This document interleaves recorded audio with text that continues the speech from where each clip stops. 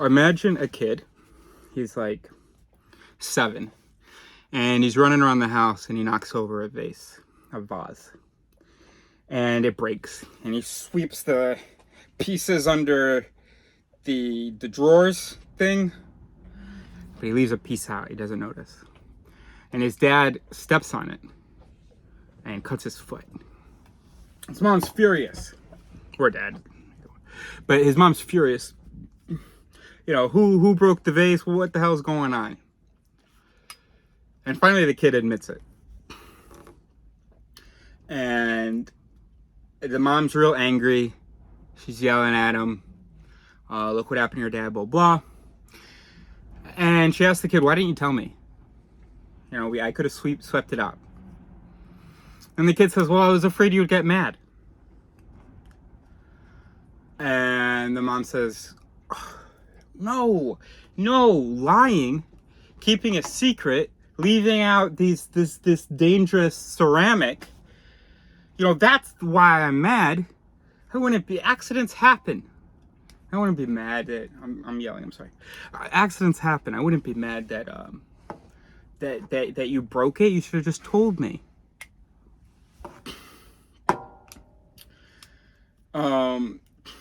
This woman has no idea that she's lying. Or this father's man. And what's happened there is something that's really interesting and that I have a solution for. I think I have a lot that I can share with you guys on this channel. And I'm jealous of people like Cameron Rosen on Instagram. He's got all these little bits. They're not bits, these little sound bites, these really thoughtful, actually, 1.5-minute videos, and where he talks about something in neuroscience, and it's like really inspiring, and he applies it to you, and it's really nice, and it's like, wish I could make little videos like that where I get something across. And I know that my videos, too disorganized to get something across. And I have not, and also I just haven't figured out really how to explain this things that I'm trying to get across. But this is something simple that you may not, but I just want you to be careful, because you may think it's interesting and then not really use it. And that's sort of the trouble I have with trying to explain what I'm trying to explain on my channel, is that people are resistant to it. Here's the book I'm reading now, Why We Make Mistakes. Another book in books in this domain that I read. It's just crazy. The book came out in 2009. I mean, we've known for thousands of years that we're not reasonable. I mean, there have been people who have known that. And I'm just reading, it's so frustrating. I'm reading these experiments, and people they just don't believe that they make these mistakes and that they're not reasonable. And so the woman, the mother, the parent, doesn't realize that she's human. She's not reasonable. It's not because accidents happen that she wouldn't get upset. She really believes in that moment when she's talking to her kid, she really truly believes that she would not get upset about the vase. And if you challenge her on that, as the kid might, or did, she will say, well, no, it wouldn't make any sense to get upset about that, therefore I wouldn't. This happens a lot in relationships. It's often a lot to do with like a lying thing, where people will say, I would not have gotten upset if you had told me. And they truly believe it. It also happens when we talk about why we did something. Because we think we're these integrated, reasonable beings, we think we have access to what led us to our behavior or the things that we said. And not only do we think that we have access, or it's not even that we think we have access, we just think that, well, I did it for a reasonable reason. And we truly believe it. So somebody will say, why'd you do that? And it would always drive me crazy, because throughout my life, I have had conversations with people where, and I'm going to give an example, which I'm kind of making up, but if I say to someone, oh, why'd you do that? And they give me the reason and this piece of information that could sort of justify that action. And it would be like a piece of information that we learned after what they did. But why does this happen? 5 minutes, that's not bad. So this happens because, so we are an organism, this brain.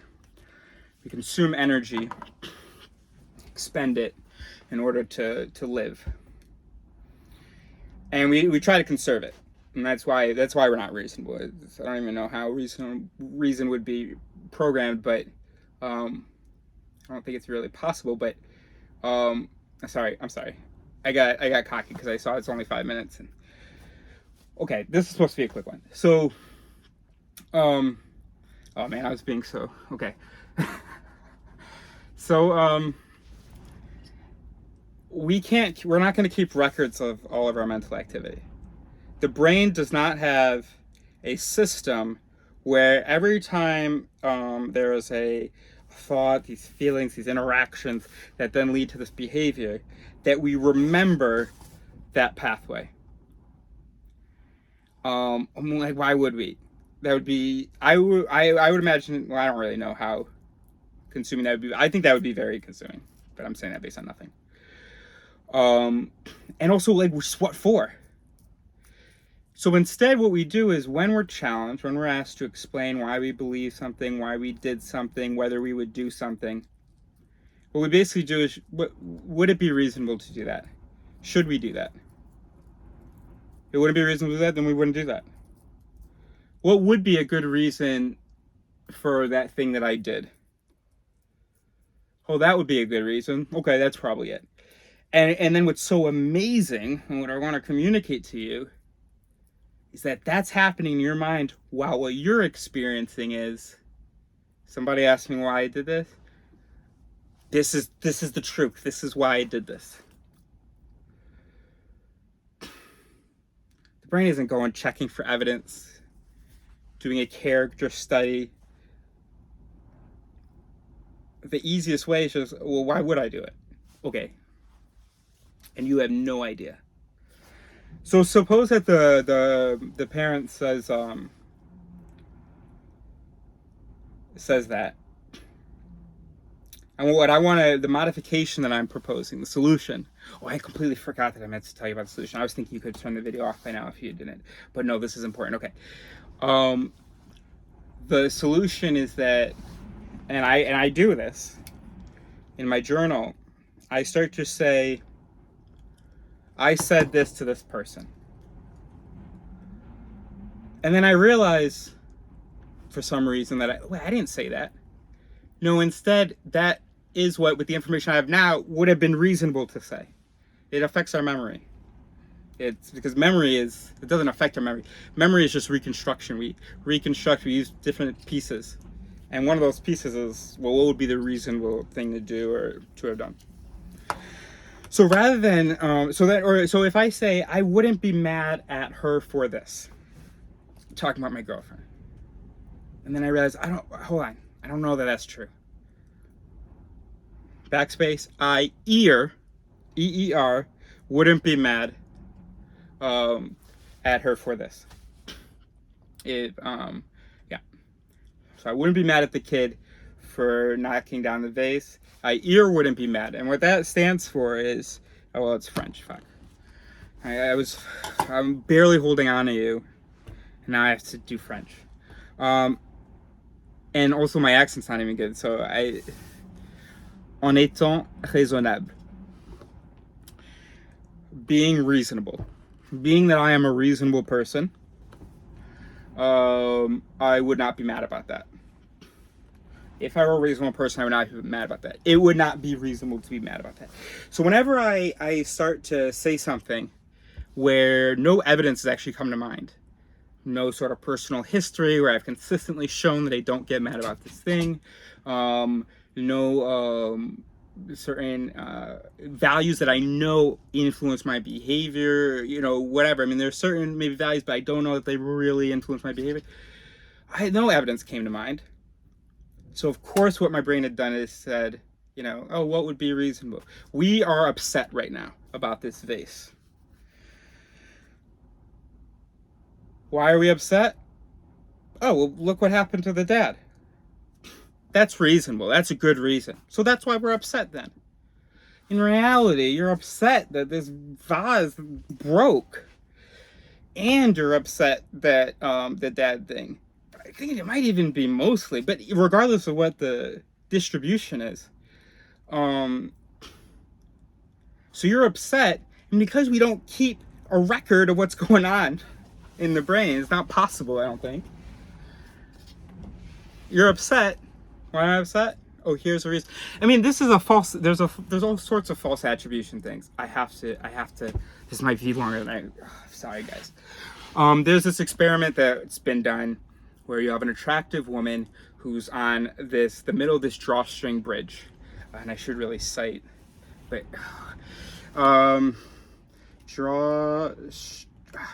So anyway, so she's on the middle of this drawstring bridge, and when a man crosses it, she's going to ask him certain questions, just like random survey questions, and then he's going to continue to cross the bridge, and then maybe there's a guy on the other side who then asks him more questions, or it was just like how many guys asked the woman for her number. Oh, maybe I shouldn't have said she's attractive. I don't know if she's attractive. And so what happened was these guys thought they were attracted to her. Their heart was racing because they're on this scary bridge. But when in sort of a part of their brain, in wondering why they were feeling this way, it's false attribution, attributed it to the attractiveness of the woman, or the vibe that they were, the connection they were having. And so they took that woman, did this experiment on solid ground and then on this bridge, and more people described her as attractive or described feeling an interest in her. So that's a really good example, right? Really simple experiment, really good example of how we don't actually know where these things come from, and then what we do is we just go, oh, well, why would it have been reasonable to be feeling this way? Oh, well, there's an attractive woman standing right in front of me, and also it's better than having to admit I was kind of scared of the bridge. Okay. We're doing great. So, so you could say, I asked for her number because she was attractive. So it's not really a question of reason in this case, but we're still going to use the same thing. So it's, what would be an acceptable, so instead of being reasonable, I'm an acceptable, person, whatever. The brain just goes and fishes for, what could explain this? What would make sense to explain this? Sorry, I'm losing myself as well. Okay. And this is the last piece.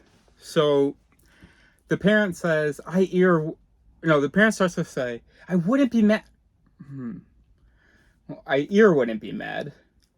So first thing that now we've done is the person has recognized, I'm not actually sure what I would do.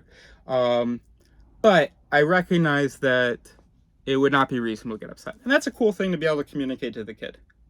Okay? Then the parent has two options. So she goes, my ear wouldn't be upset. My ear wouldn't be upset. But I'm not sure whether I would be upset. But I know my ear wouldn't be upset. I know it wouldn't be reasonable to be upset. But no, really, I don't think I would be upset because, I messed up the delivery. I don't think I would be upset because accidents happen. I don't think I would be upset because that doesn't help the situation. And then she catches herself. Wait a minute. I didn't just give evidence for why I wouldn't be upset. I gave evidence for why it wouldn't be reasonable to be upset, for why my ear wouldn't be upset. Because accidents happen. Because the most important thing is to clean it. Those are all very reasonable reasons to not get upset, but... And what's interesting is even in insisting that I wouldn't get upset, not just that my ear wouldn't get upset, but that I wouldn't get upset, my evidence was reason. So I guess the brain had kept track a little bit of that impulse. She didn't say, no, you've seen that, whenever your dad breaks stuff all the time, and I didn't get upset when you broke that other thing. She didn't say that. She didn't say, no, my parents never yelled at me for that thing. I promise that, and I know I have yelled at you, but that is not something that I yell at you for, because it's just the way that I'm sort of programmed. I'm an exception. Because most people, you see something of yours broken, you're going to have an instinct to be upset, to yell. So the woman stops cheating. She stops attributing her upsetness to the lie just because that's a better justification. And so she has two options. She says, all right, well, I don't know whether I would get upset. But I know that Ear wouldn't get upset. So next time that happens, I'm going to try to pay attention to that. So take a breath and calm myself if I do start to get upset. I want you to point out to me, because Ear wouldn't do that. I shouldn't do that. If I were reasonable, I wouldn't do that. So, okay. So then the person can adjust the behavior because they've accepted that their current programming that our default programming is not perfect. And, or the other option is, I would get upset. But hey, that's people get upset when you break their stuff. And then you apologize, and then we move on. It's much better than having to bandage up your dad's foot. So yeah, I would have gotten upset. Now I'm even more upset. I guess there you've kind of gone and made it reasonable. But maybe it's true, I don't know. Anyway, oh yeah, well that's what we're trying to do, right? So we're trying to do together, trying to be more reasonable. Or better imitate reason. So that's really cool. So first, try catching it with other people when they say and I don't mean when people are lying. I mean when people are really speculating about their behavior or explaining their behavior, and they give a good reason, and just know that it's possible that person absolutely believes that reason, and it isn't true, because we are not reasonable. It's actually quite rare that our behavior, I think it can only be by chance when our behavior actually aligns with what the reasonable thing to do would be. So, all right, so I wish you that humility, and then catch it with yourself. When you're making a promise to your lover, no, I wouldn't get upset about that. That wouldn't make any sense. Oh, shit. I'm saying I wouldn't get upset about that because that wouldn't make any sense. But not like that's really made a difference in the past. I do lots of things that don't make any sense, and I'm humble enough to realize that. Shit, but this wasn't a minute and a half. But I think it's really important. So use ear or because ear. I did that because ear this information.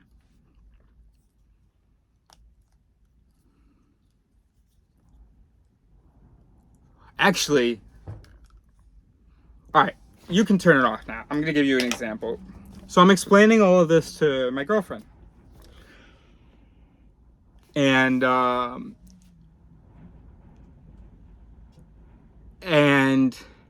so we were driving. We were in I think Croatia maybe, or Italy. And I'm at a traffic light, and I get the green arrow. I'm sorry. There you go.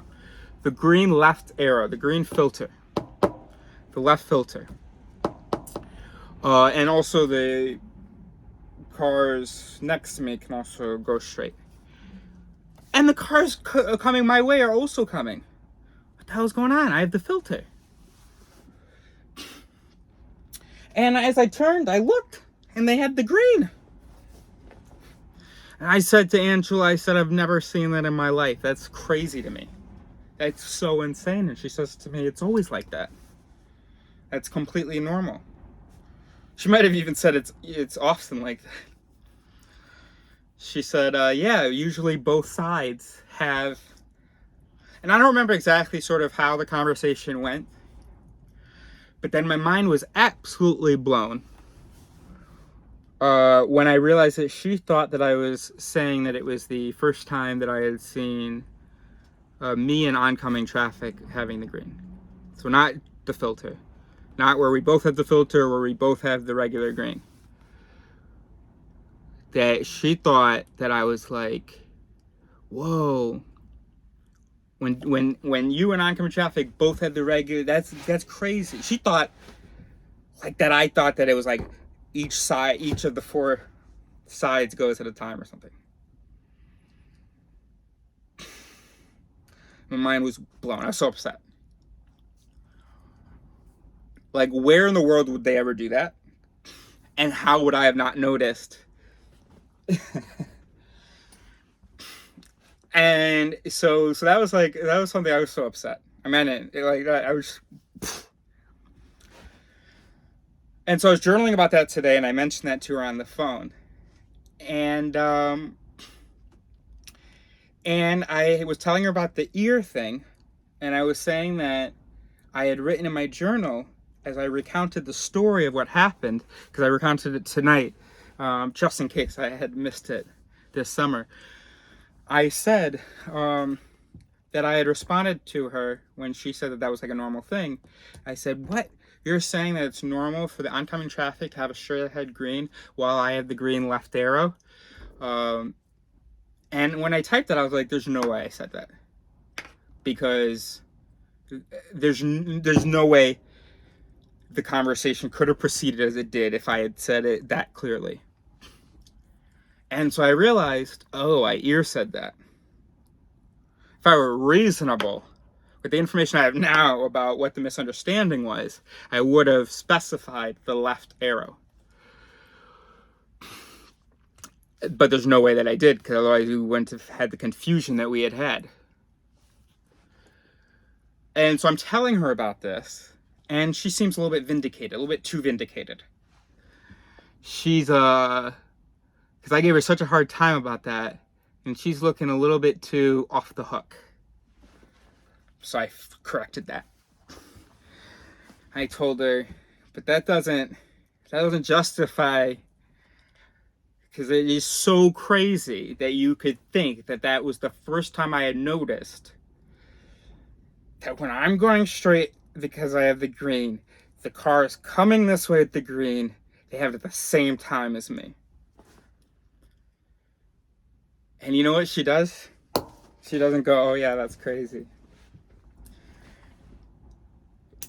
Her brain, there was a voice in her head that she didn't hear, but that delivered, that said, oh, okay, if you're still here, cool. Because we're getting into voices. But no, okay, no, we won't, no, just, I'm sorry, please. Delivered, hold on, 2 seconds. Right, so she's like, why? Her brain was like, why would it be reasonable to think that he might not have noticed, or that he was just now discovering this simultaneous green light? Her brain kicked into that again while we're talking about it now, months later. I mean, not that she's the one hung up on it. And she says, well, yeah, because it was only the second time you had driven in France. So her brain was desperate. And everybody was yelling like, what? Like, we cannot accept this cognitive dissonance right now. This idea that we are unreasonable, that we would say something so crazy. So I need ideas, people. Why would we say that? Like, why would it ever be like normal or like something that we can like think that someone might not have noticed or known that? And then some voice goes, oh, the last time, I mean, she's only traveled him 2 times driving. He's American, so like, yeah, it's only the second time you've driven France. Oh yeah, hey guys, that's a low number of times. So yeah, okay, send it through, deliver. That justifies, that's a reasonable reason to have said it. Of course, it isn't at all. The first time I drove in France with her, it was a road trip. She did most of the driving because it was manual, but I still drove for hours. Not 4, I mean 4 hours. And also, I had been driving for about 3 weeks leading up to that moment. 3 weeks around France, Italy, and Croatia. So that's one thing. So it's just so the 2 times is not little. Second thing, 2 times is wrong. And my brain is exploding at this point. I don't even know how to respond. I don't know how to organize my responses. But these are them. So one is that 2 times is plenty to have noticed that oncoming traffic often, if not always, has the green at the same time as you. Second of all, it's just not true. I have driven many times in France when my parents would visit with a rental car, or when I rented a car. Third thing is, you do not need to drive to have noticed that the 2 directions, the 2 parallel directions have the green at the same time. You have to have crossed the street, taken a bus. I mean, I guess that's it, but those are 2 pretty easy qualifiers.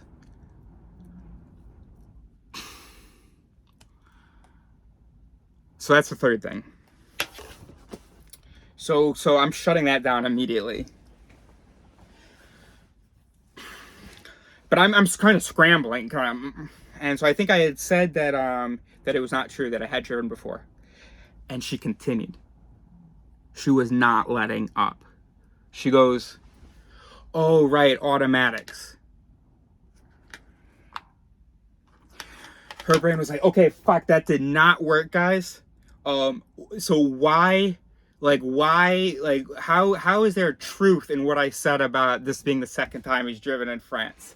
Like, I need something, because I'm a reasonable person. I say true things. This is true. How is it true? Oh, well, he didn't have much experience driving manual, right? So I think he was mostly driving automatic. So it was automatic. Okay, right. So it was new doing manual. So something new on the road, right? So, okay, so then that, like, justifies, why I might have thought he didn't know this thing. Of course, it doesn't at all. But the brain was desperate and sent it out.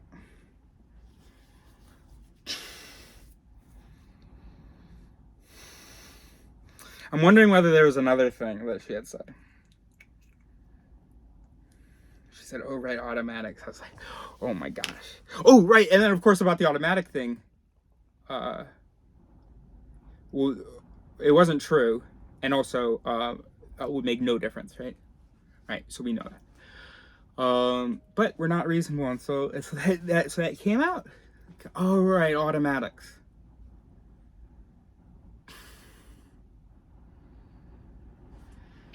All right, I think we're done, guys. That was awesome. It's awesome. We had a really good time. A lot of fun.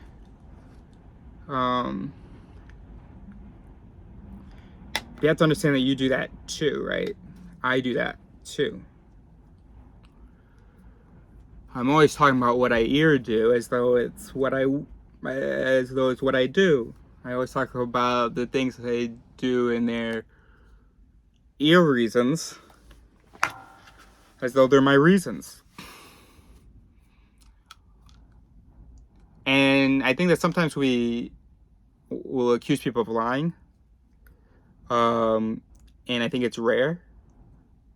I think we greatly overestimate how often someone is trying to lie about their reason. But yeah, you just gotta accept that we're brains. And we are what we are, and that we're not reasonable. Once you accept that, then Start talking about what your ear do. Start talking about what your ear would do. And then really ask yourself about what would I do? What might be the real reason? And maybe I can't know right now. So I'm just going to keep my eye out for that. And listen for it. Hear your clues. When you say, that would make no sense. Of course I didn't do that. That would make no sense. That's a clue. If you accept that you're not reasonable, then the fact that that actually wouldn't make any sense is not a convincing, it does not, cannot convince us that you wouldn't do that, didn't do that, whatever.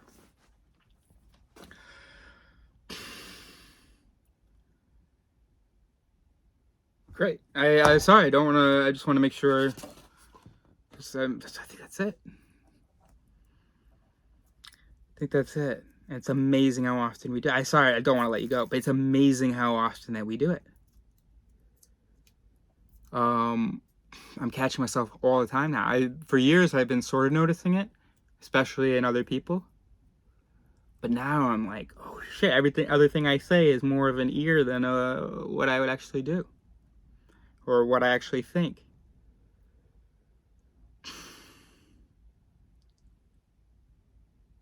When people explain why they like someone. Alright, that's what I'll leave you with. When people explain why they like someone. Or whether they would like someone. But when people explain why they like someone, they give good reasons. They give convincing reasons. And some of the things are just like not true.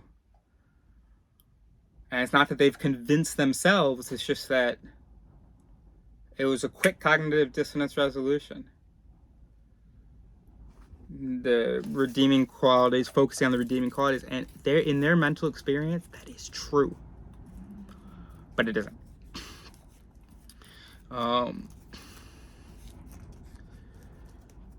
And yeah, anytime you really try to explain your behavior, I did this because I was thinking blah blah, unless you really can visualize, you really remember like thinking like that was a real focus, then I might be inclined to believe you. But I hear so often, oh, I was thinking, and it may have been like a thing that crossed your mind, but it wasn't actually like a really contributing factor, or it certainly wasn't a deciding factor. Yes, that, that I did this because of this information. Yes, that information could lead to that. Don't believe that's what led to that for you.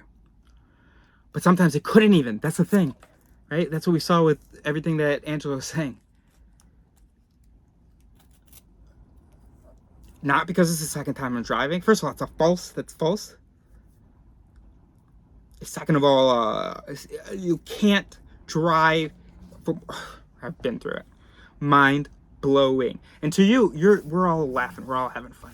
We're all like, oh my gosh, yeah, so silly, so silly. I wouldn't do that. You ear wouldn't do that. You ear wouldn't say that. You ear wouldn't respond that way. But whether you would, I don't know. Maybe. Because that is how the brain works. It constructs, it doesn't keep track. Memories, it constructs, it says, oh, this is usually what I was doing. This is what I was doing. So that's what I was doing during that flashbulb memory. Okay, cool. That was so much fun. Great. Title.